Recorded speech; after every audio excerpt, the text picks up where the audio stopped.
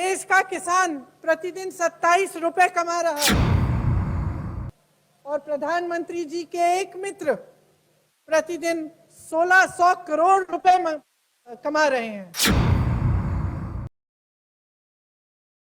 देश का किसान प्रतिदिन 27 रुपए कमा रहा है और प्रधानमंत्री जी के एक मित्र प्रतिदिन 1600 करोड़ रुपए कमा रहे हैं। एक दिन में 1600 करोड़ रुपए कमा रहे हैं।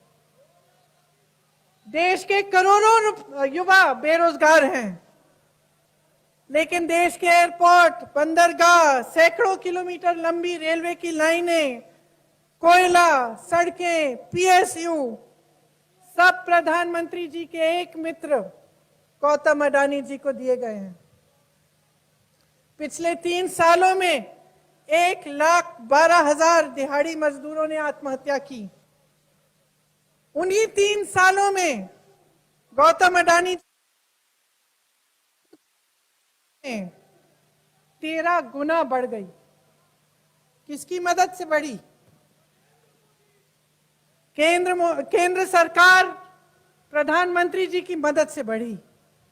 12 करोड़ रोजगार देने वाले साल में बंद हुए। 72% नहीं है।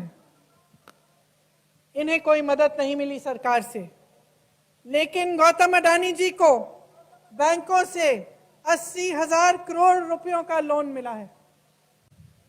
जब ओपीएस की बात होती है, सरकार कहते हैं कि पैसा नहीं है।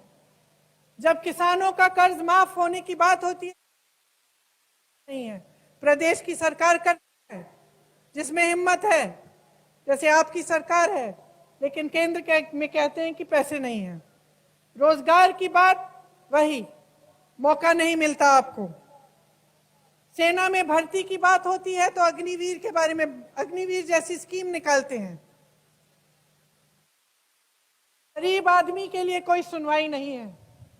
उत्तर प्रदेश में जब अहंकार की आग में बुलडोजर के चलाने से एक महिला उसकी मर जाते हैं, उसकी कोई सुनवाई नहीं है।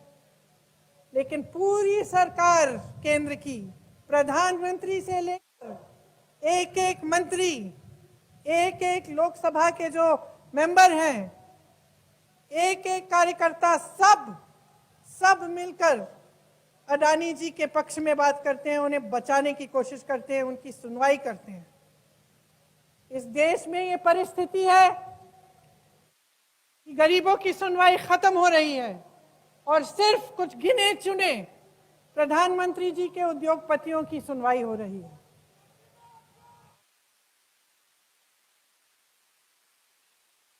जब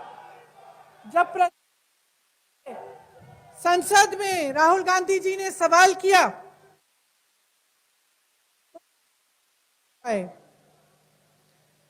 सिर्फ एक चीज उन्होंने कही जो मेरे ख्याल से सही कही। उन्होंने कहा कि एक अकेला सब पर भारी। ये सच है, एक अडानी सब पर भारी है। उसे आगे बढ़ाने के लिए ने गवा दिया है। उस आप सब कुछ कर रहे हैं, लेकिन इस देश के गरीब, इस देश के किसान के लिए कुछ नहीं कर रहे हैं। ये सच्चाई है। आज हमारे देश की यही परिस्थिति है। तो मैं आप सबसे आग्रह करती हूं कि आप इस सच्चाई को पहचानें। आप देखिए कि जब आपके प्रदेश में, देश में सरकार आती है तो किसके हित में काम कर रही है? क्या आपके हित में काम कर रही है कि किसी और के हित में काम कर रही है, कि अपने गिने चुने मित्रों के हित में काम कर रही है? जो सबका साथ, सबका विकास का नारा था, वो अब मित्र का साथ का नारा बन चुका है।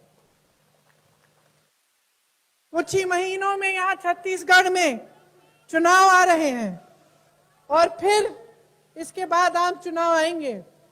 चुनाव के समय कई बातें आएंगी आपके सामने। ये प्रयास होगा कि जाति की बात हो, ये प्रयास होगा कि आपकी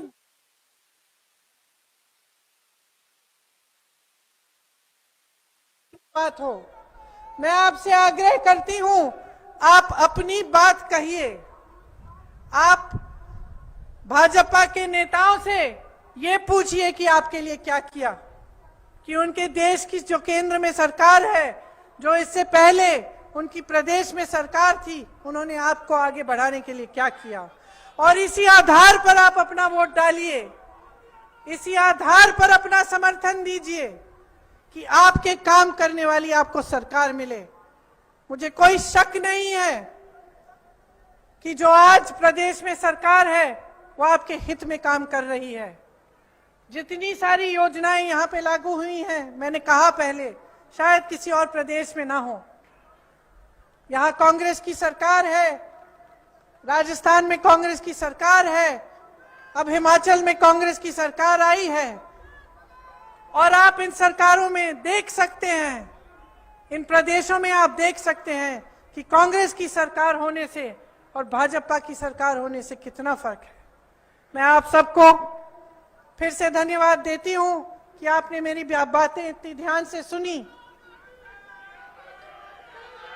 सबको बहुत बहुत धन्यवाद। जय हिंद।